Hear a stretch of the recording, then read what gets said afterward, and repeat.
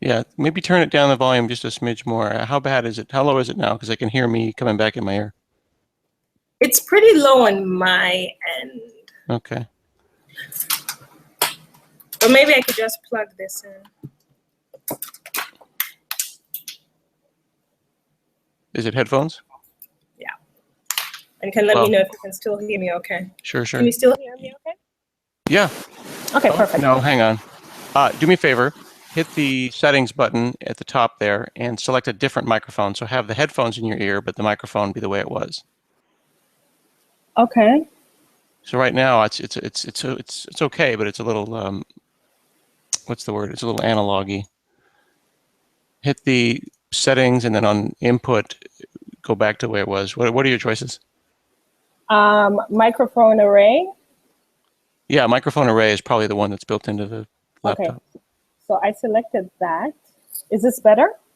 I think you have to hit save. I did hit save. Okay. Well, it doesn't. It doesn't. Looks like it's just going to use the one that you're plugged into, but this is fine. Oh. It's all good. Okay. All right. Don't worry. There's only 100 people watching. It's all Yay! good. It's all good. All right. Cool. Looks like people are starting to roll in, and the retweets are happening. And let me make sure the website is live, and it is. And cool. Cool. I'm getting ready screen sharing. All right. Oh yeah. See, it is sounding weird. It is sounding weird, right? Yeah. You know, I tell you, we got to find something better than Google Hangouts. It just kills us every time we have some issue, whether it be sound or video or whatever. I don't know. Are there any one of these that actually works? That is a long story. If only we had a web framework that we could use to write something like this in. There's a one called Aerial Spaces that is written that I saw. There is Google Hangouts. There's everything has limitations. You know what I mean? Like what we want is we want to be able to open the browser, give it access to our camera, stream it to Azure, do screen sharing, and then do switching back and forth. That's all we want. You know what I mean? Like we don't even care about YouTube. We just want a place to embed it. But everyone has 85% of the problem solved, but not the complete problem. Oh, there's a market for me there. Someone thought you were Lady Gaga. You were Oh, a yes, guest. yes, I am. Like, You are Lady that Gaga. famous. You are that famous. You can get Lady Gaga on the call. Like, this guy just said he had a heart attack for 3 seconds because he was like, "Oh my goodness, it's not." I don't know if they left. They may have just decided not to hang out because you're not Lady Gaga. oops. All right, let's start.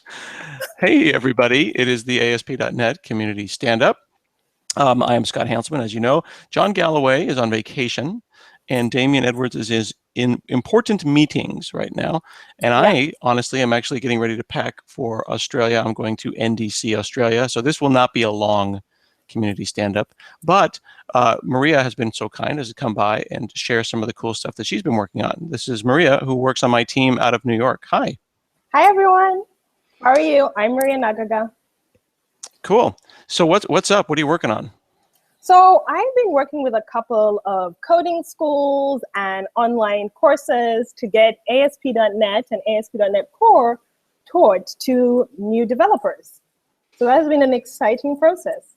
New developers mean Node people, young people, college students? Node people, young people, college students, people are looking to switch their careers. So a lot of code schools have a lot of teachers in them. Did you know that? Like, you mean teachers that were formerly teachers who now want more money? Yeah, there's that. And then there are a lot of teachers who want to start teaching computer science classes in the classroom. So we have a few people who are doing that. So if you've heard of People of Color in Tech, have you heard of that newsletter? No.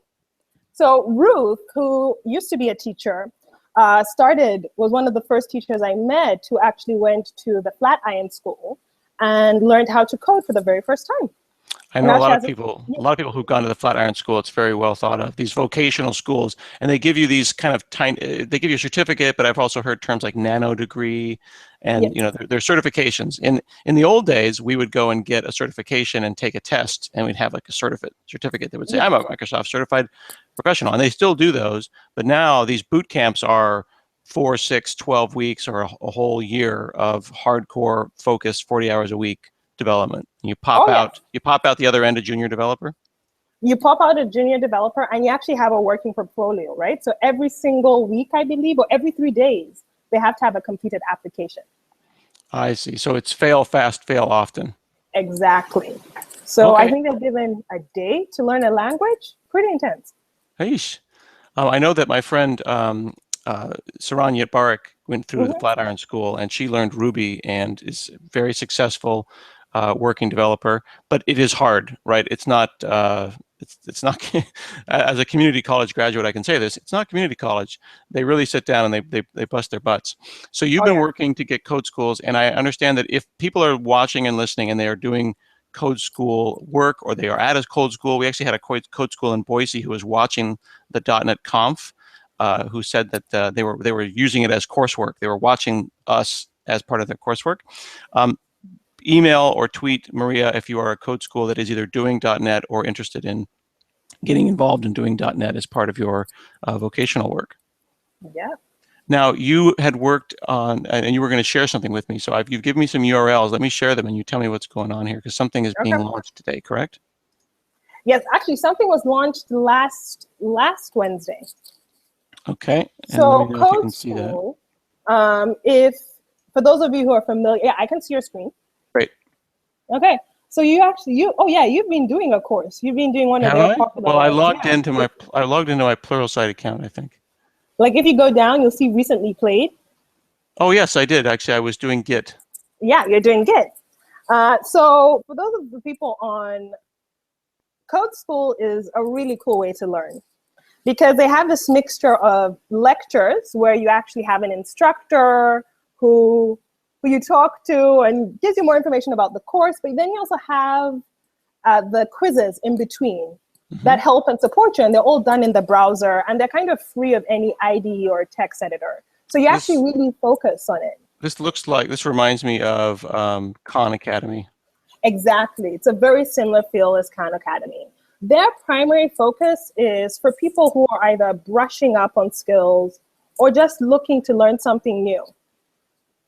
Nice. Okay. Very nice. And I think it will take you about maybe 2 to 4 hours, depending on the course. So it's not a huge time investment, and you can break it over a couple of days. Okay, cool. So this is like Pluralsight. This is a Pluralsight company. Yes, We it know is. that Pluralsight is Netflix for developers. Yeah. And this is basically a more formalized courseware. It's not just sitting and watching screencasts all day, which is No, nice. it's very interactive. And we have a .NET course now, which is super cool. It's by Well, Eric Fisher. to be clear, we is them. Oh, them. You Yes, work not for me. you work for Not me. Microsoft. I think because I just talked to them for such a long time. I work for Microsoft. Yeah, yeah. But this is one of the very first .NET courses that they've had. It's actually the first .NET course they've ever had. And they have really funny titles. I think their next course is Forging Ahead with .NET. Okay. So it's themed. They actually have a jingle, and it's about Well, yeah, they've got protecting the power. It's hilarious. they've got this one's all done like pixel art and everything like that. Yeah, And this every says single one of those. free level. So Yeah. this is important, and why one of the reasons we wanted to share it with folks is that this course is totally free, right? Yeah, 100% free. Okay, so do I have to pay for other things? It looks like there's a folder here that says pricing. So it looks like there is pricing for different stuff. It's similar Yes. to, and there's 240 screencasts, but I wanted to share this because this is the first ASP.NET course, and it's got 3 levels and 5 videos and 12 different challenges. The challenges are like quizzes. Yeah, they're like quizzes. Cool. And it's pretty high quality, what do you call it, production values. I mean, they've got animations and they worked at this. It's not just a rando who's sitting in front of at least he got a green screen. So I'm pretty impressed with that, actually. No, every single course that Code School does is themed. So their Ruby course is Ruby for zombies. Nice. Their Angular course is a gem store. So they actually do put thought into the way they design their courses. It makes it really, really fun. As a working person, I would do this because it would bring a smile on my face. If I was a kid, I would do this because it's interesting and engaging. It's a different kind of feel. The theming is really important. Yeah, And this is pretty cool. Look at this. Yeah. Cool. Check my work. So it compiles in the cloud. So this is real similar to our .NET thing that we made. Yes, where it is. See? Cool, look at that. And you get points, and if you want to buy an answer, you lose points, but it's a fun experience. You can buy an answer. Free. You can buy an answer. You can buy an answer. I'm telling you, this is the future of how to learn, like being able to do it in the web thing. Like I think we both work on the team that made this. Let me share my screen again. And I believe we're gonna try to release the source code for the thing behind this. If you go to .NET and you scroll down where it says start coding, David Carmona did this, and you can actually see like link in the browser, hit run, it compiles in a sandbox, and then Steve Smith worked on this great tutorial here where you can say, well, I've got experience in JavaScript and I'm going to use VS Code, and every single one of these examples, every example, see, has a compiler. So being able to teach a workshop, and actually, it's funny, I'm going to Australia to teach a workshop. You could probably teach the first, 4 to 6 hours in the browser, couldn't you?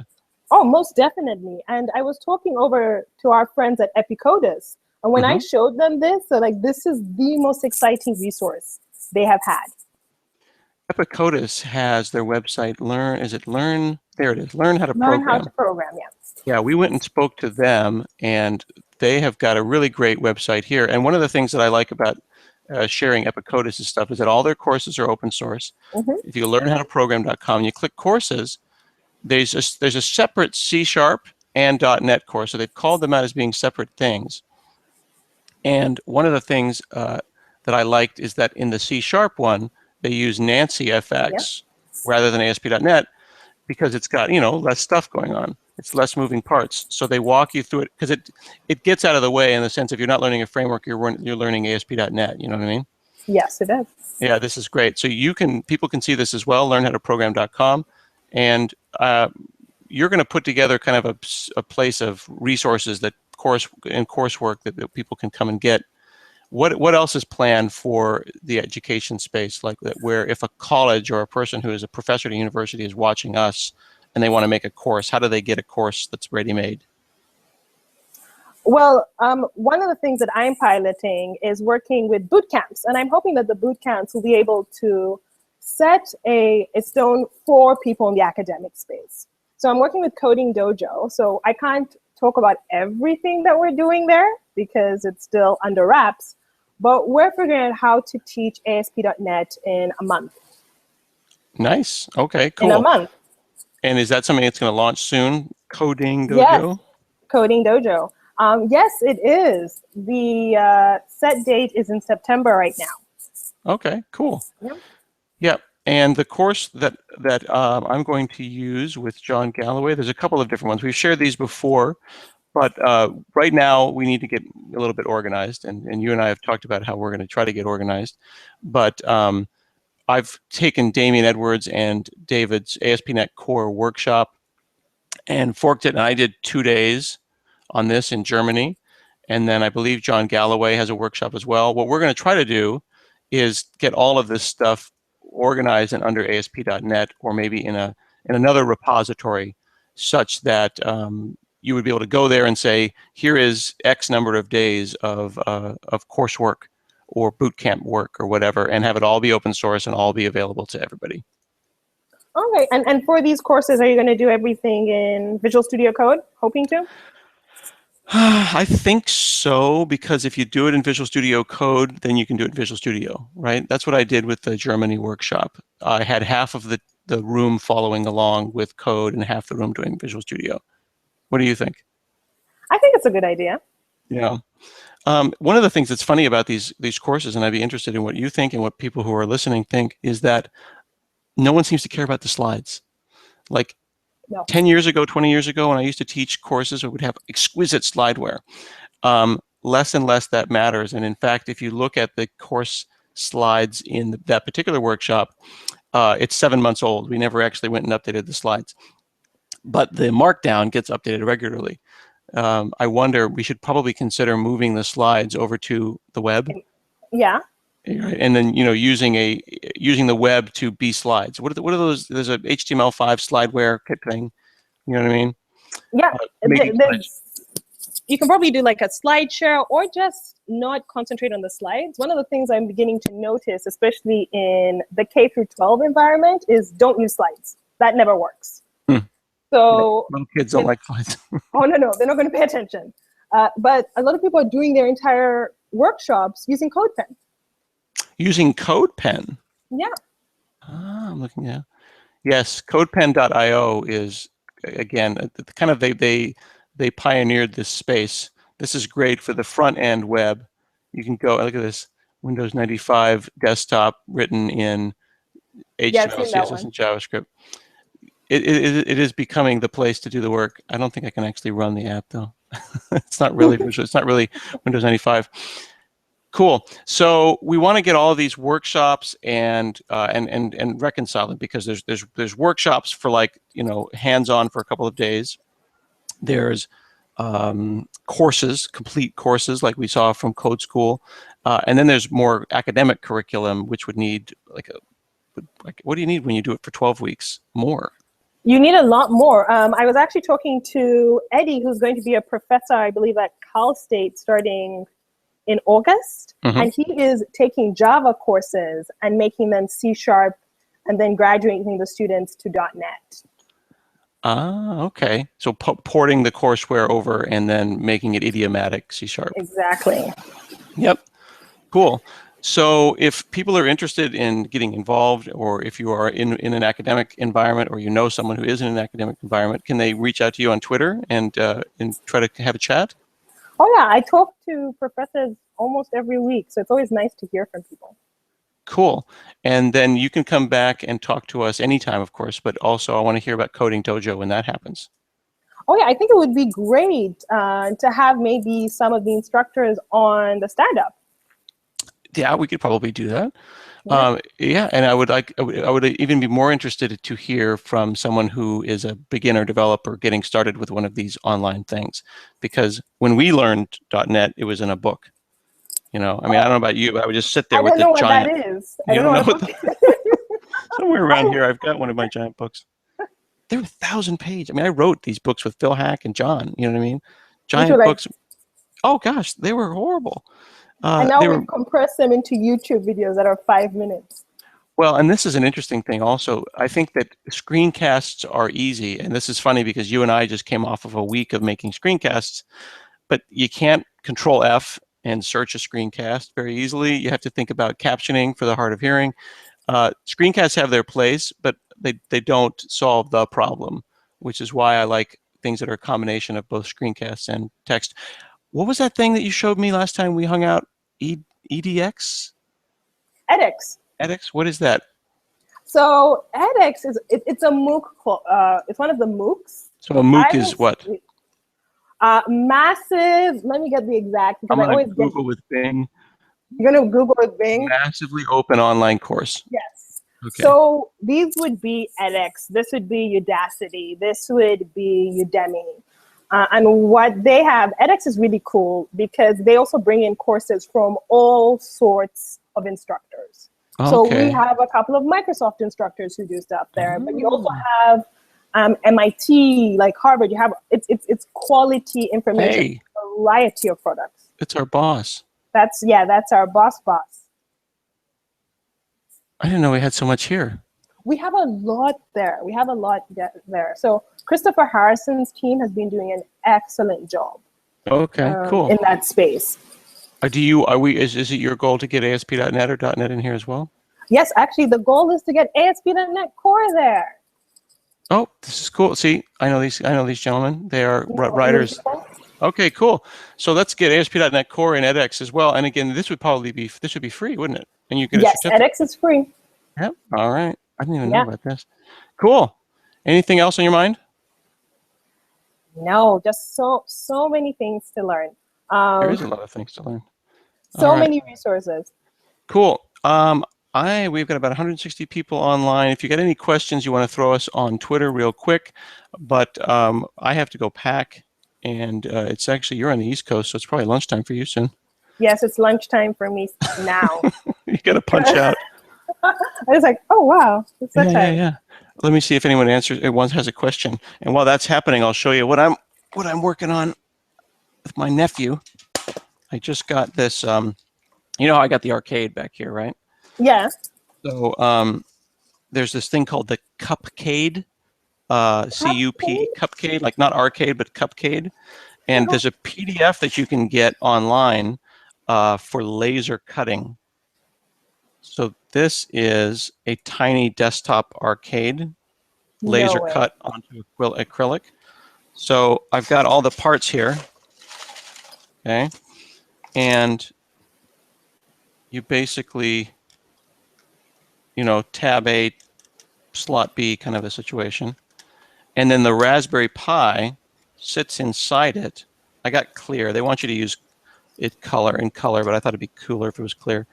So then you get like this, and then here's the hole for the screen, right? Wow. Yeah, isn't that cool?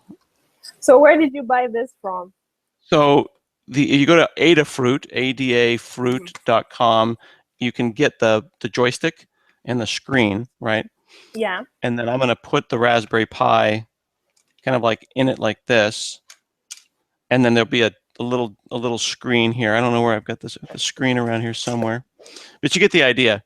And then I'll have a little portable arcade, and then of course I can probably get rid of that one, right?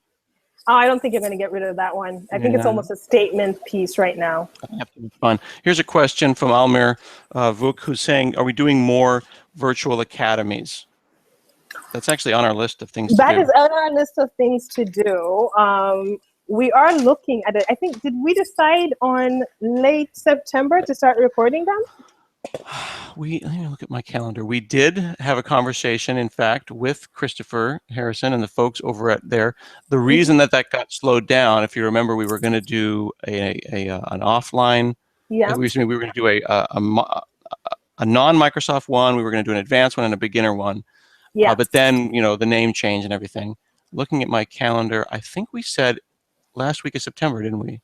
Yeah, last week of September is what we were working towards. Right. And if I remember, and this is just guessing here, but just to try to answer Almir's question, you and I were going to do kind of 100, 200 level. We were going to get Jeff Fritz or get Glenn Condren to do 300 level, and then we were going to get somebody to do like Docker, like a get started non-Microsoft version. Yes. Microsoft, which would be cool. Is there a write-up on getting ASP.NET Core running on Mono on Raspberry Pi 2? That's a good question. I don't think we've done a write-up on that. And we did have someone do some building of ASP.NET Core on Raspberry Pi, but right now the focus is getting it running at all and making it work and be excellent as it is before we start focusing on Raspberry Pi. Oh wow, look at this. I'm going to share my screen. So somebody, Matt Brailsford, saw the art. Look at that. Well, now I have to raise the... now you have to raise the bar. I think you need some... Look at that. LED strips. Yes, they have to... You need to go all out. Oh my goodness. Oh, and that is a cool website. It's bigger than I thought. In the picture on the Twitter, I thought it'd be tiny, but look at that. That is beautiful. Oh, and he designed it himself. So Matt has just made me look really bad because I went online and found a PDF. Designed it from scratch. Look at that. Everyone should have one of these in their lives. Oh my goodness, look at this.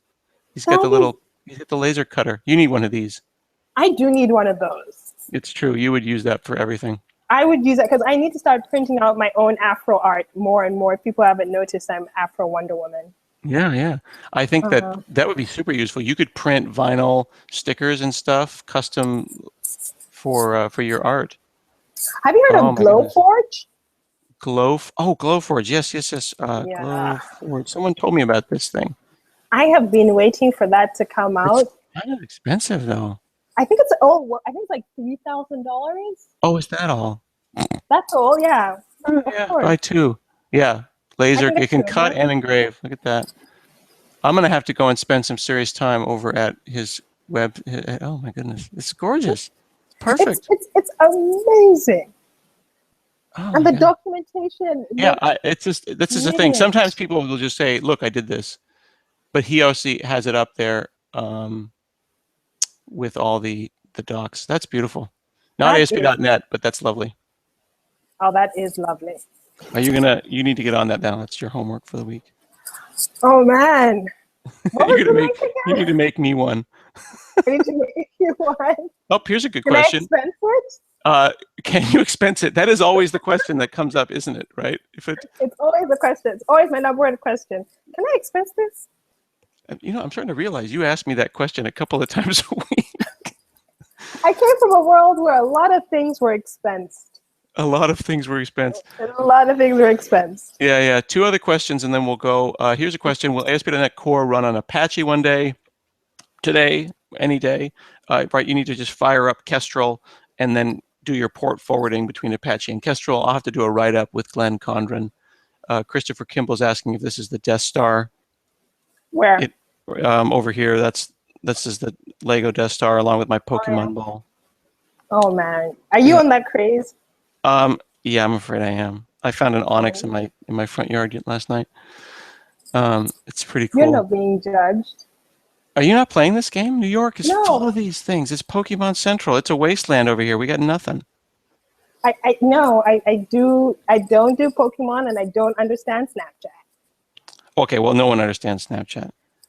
But look, see, look, a little wormy just showed up, and then I I just have don't to. know.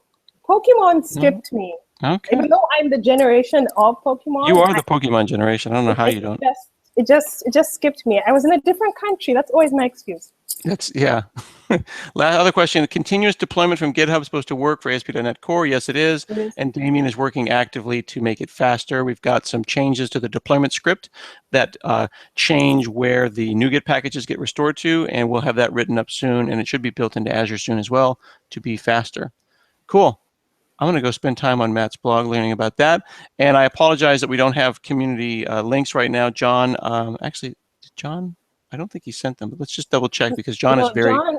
Yeah, John is on a vacation, I but he's believe. very organized. John is the kind of person who would Oh yes, he actually is. send me that, even though he's on vacation. That's how dedicated he is to you, the customer.